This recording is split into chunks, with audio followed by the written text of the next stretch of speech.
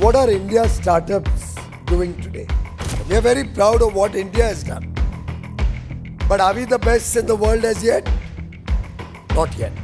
दोस्तों आज हर जगह सुनने को मिलता है कि स्टार्टअप्स फेल हो रहे हैं। इन्वेस्टर से पैसा तो आ रहा है लेकिन ये नए स्टार्टअप्स पैसा नहीं कमा पा रहे हैं। यूनिकॉर्न्स बन तो रहे हैं लेकिन प्रॉफिट्स का दूर दूर तक कोई नामो निशान भी नहीं है। 80% of the startups in India are nothing but a racket. In just 2 years, over 28,000 startups have shut down. India's most valued startups are also facing the heat on their books with big losses. They were the brightest stars in the firmament of Indian startups. The fall of Paytm and Byju's has raised questions. ये देखिए, बायजूस के पास 36,935 करोड़ की funding थी, लेकिन आज भी बायजूस 8,245 करोड़ के loss में है। उसी तरह ओला इलेक्ट्रिक के पास 8,300 करोड़ की फंडिंग थी, लेकिन आज भी ओला इलेक्ट्रिक 2,276 करोड़ के लॉस में है। और क्रेड के पास 7,819 करोड़ की फंडिंग थी, लेकिन उसके बाद भी आज क्रेड 1,644 करोड़ के लॉस में है। इनफैक्ट अगर आज कोई भी एक स्टार्टअप आइडिया को परस्यू करना चाहता है तो उसे लगता है कि बिना फंडिंग के बिजनेस शुरू करना मुमकिन ही नहीं है।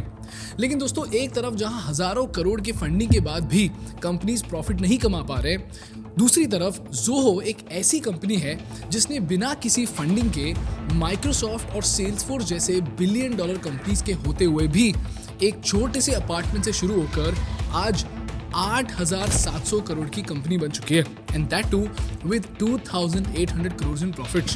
While the giants are busy feeding off each other in a $1 trillion AI supply chain, one Indian company is quietly saying, we can match Microsoft. For Indian of the Year 2022 startups.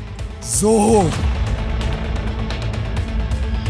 स्वदेशी की इस भावना से आज का जो PPT बना है वो जोहो पे बना है, which is one of the largest subscription businesses, netting $1 billion in annual revenue. It is a company that has its roots very firmly in India. It currently operates across 100 plus countries in the world. If I need to describe Zoho in one word, il futuro. The meaning is future. तो सवाल यह है कि श्रीधर वेम्बू ने एक गांव से निकलकर माइक्रोसॉफ्ट जैसे एक जायंट को चैलेंज कैसे किया, बिना किसी फंडिंग के जोहो 8,000 करोड़ की कंपनी कैसे बन पाई, और इस कहानी से हम कौन से बिजनेस लेसन सीख सकते हैं, जानेंगे इस एपिसोड में।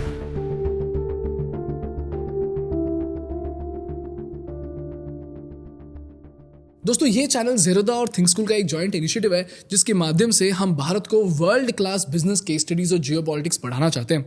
तो अगर आप भी बिजनेस और जियोपॉलिटिक्स सीखना चाहते हो तो प्लीज़ इस चैनल को सब्सक्राइब करो। आपके लिए तो ये लाइक और सब्सक्राइब फ्री है, लेकिन हमारे लिए ये बहुत बहुत ज़रूरी है।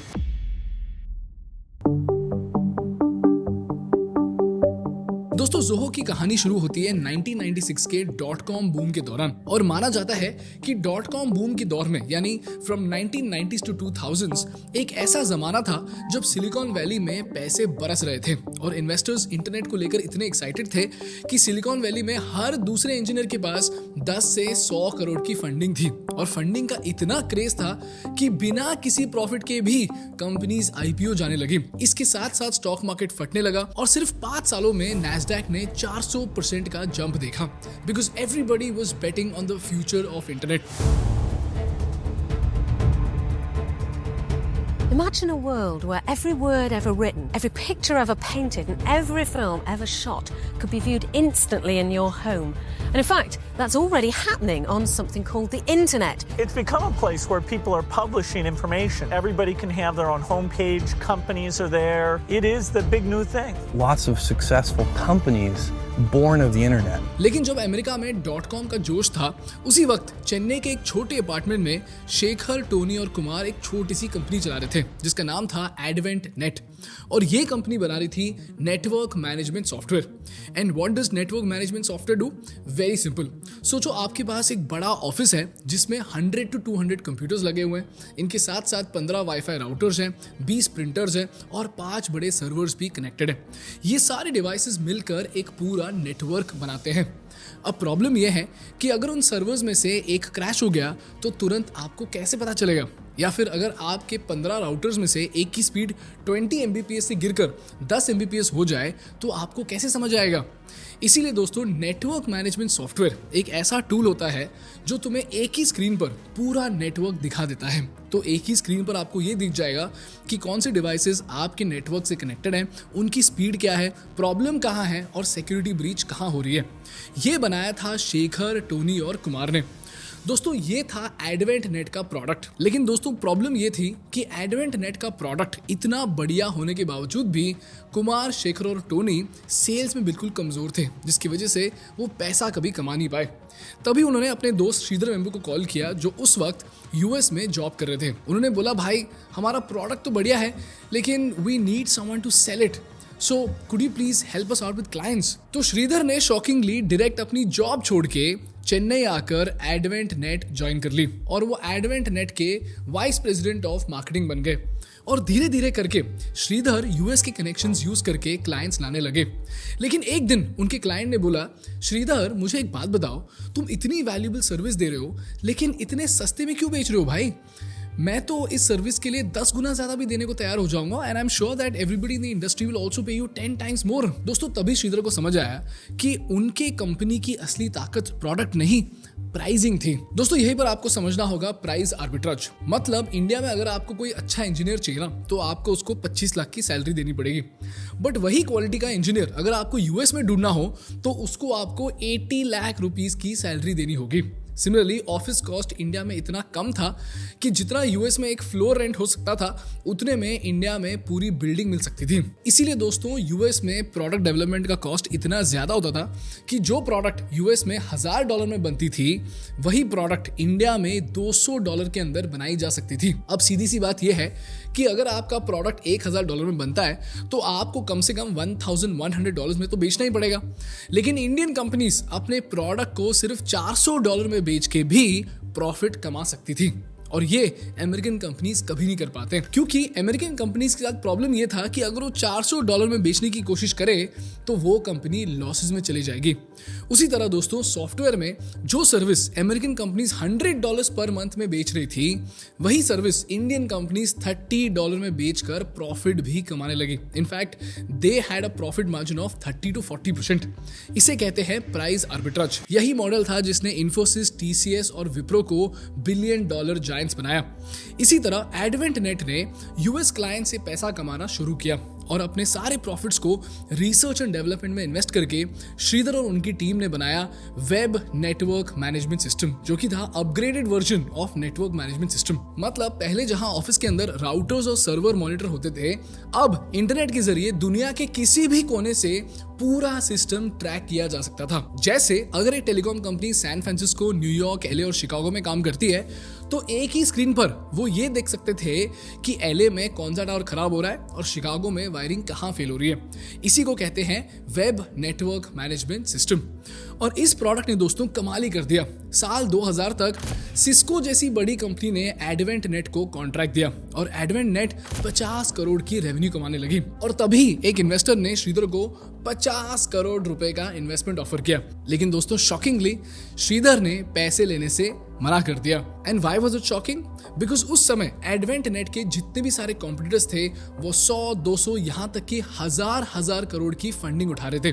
तो ऑब्वियसली उनके पास मार्केटिंग के लिए ज्यादा बजट होगा, वो अच्छे इंजीनियर्स हायर कर पाएंगे और ज्यादा लोग होने की वजह से वो न्यू प्रोडक्ट डेवलपमेंट भी जल्दी कर पाएंगे, राइट? तो यहाँ पर एक इंपॉर्टेंट सवाल खड़ा होता है कि एडवेंट नेट ने फंडिंग क्यों नहीं ली? इनफैक्ट भारत का सबसे बड़ा स्टॉक ब्रोकर ज़ेरोदा भी बिना फंडिंग के आज 4000 करोड़ का प्रॉफिट कमाता है। तो सवाल यह है कि ज़ेरोदा और जोहो जैसे कंपनीज फंडिंग क्यों नहीं उठाते? दोस्तों इसके दो कारण हैं, लॉन्ग टर्म बेट्स और फ्रीडम। इसका बेस्ट एग्जांपल है ज़ेरोदा का नज फीचर। Let me explain. दोस्तों एज यू ऑल नो ज़ेरोदा जैसे ब्रोकर्स कैसे पैसे कमाते हैं? जब भी आप कोई स्टॉक खरीदते या बेचते हो, हर ट्रेड पे उन्हें फ्लैट 20 रुपीज मिलता है। तो चाहे आपको प्रॉफिट हो या लॉस, जितना ज्यादा आप ट्रेड करोगे उतना ज्यादा ज़ेरोदा पैसे कमाएगा। लेकिन फिर भी ज़ेरोदा ने एक ऐसा फीचर लॉन्च किया जो कि इन्वेस्टर को ट्रेड करने से रोकता है। एंड दैट फीचर वॉज नज। Let me explain. मान लीजिए नायका का स्टॉक कल 1500 रुपीज में बिक रहा था और आज अचानक से नायका का स्टॉक प्राइस दिख रहा है 300 रुपीज। अभी कोई भी नया इन्वेस्टर जो उसको देखेगा वो तो यही सोचेगा कि भाई नायका तो सस्ता हो गया है तो खरीद लेते हैं, तो वो एक साथ 1 लाख 2 लाख रुपए डालने की कोशिश करेगा। और ज़ेरोदा के लिए ये फायदेमंद भी है क्योंकि हर ट्रेड पर उन्हें 20 रुपीज़ का रेवेन्यू मिलता ही है, चाहे आपको लॉस हो या प्रॉफिट हो।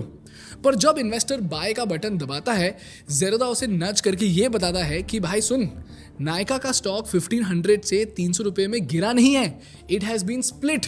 तो नायका ने अपने एक 1500 रुपीज़ के स्टॉक को 5 300 रुपीज़ के स्टॉक में स्प्लिट किया है। So please trade with caution.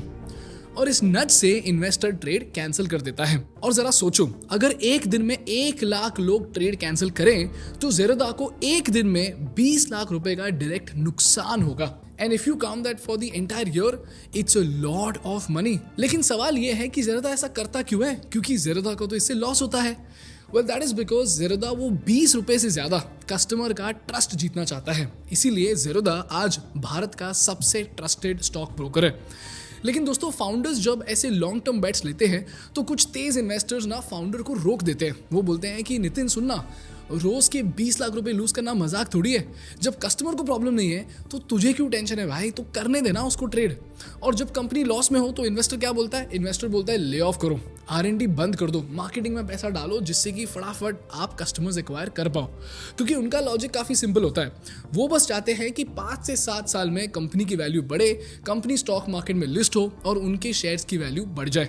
तो उन्हें कंपनी के एम्प्लॉइज से या R&D से कोई फर्क नहीं पड़ता। इसीलिए श्रीधर वेम्बू और नितिन कामत दोनों ने भी फंडिंग नहीं ली, क्योंकि श्रीधर का मानना भी ये था कि एडवेंट नेट बिना VC के भी 100 करोड़ की कंपनी बन सकती है। और वो लॉन्ग टर्म बेट्स लेना चाहते थे, वो भी फ्रीडम के साथ। उन्हें कोई इन्वेस्टर नहीं चाहिए था जो कि उन्हें रोके और टोके। तो फंडा तो बढ़िया है, राइट? लेकिन दोस्तों, जब सब कुछ बढ़िया चल रहा था, the .com bubble burst and everything came crashing down. In the late 90s, the dot-com bubble started to grow as the internet became a part of people's daily lives. No technology in history has ever spread so far, so fast to so many people. The internet is changing everything it touches, and at the cutting edge of the revolution is Wall Street. Most of those internet companies of the dot-com era are out of business. There was the creation of the World Wide Web in 1990, a series of web pages connected by hyperlinks that made the internet become something that the average person can use. You know, in the early 2000s, investors को ये समझ आ गया कि .com bubble के आधे companies ना कभी profit कमा पाएंगी नहीं, वो बस इन्वेस्टर को चूना लगा रहे हैं। तो धीरे धीरे करके सारे इन्वेस्टर्स ने फंडिंग रोक दी और कई सारी कंपनीज बैंकरप्ट होने लगी। और जब कई सारी कंपनीज बैंकरप्ट होने लगी तो लाखों लोगों की जॉब्स जाने लगे एंड नैस्डैक फेल बाय 77%।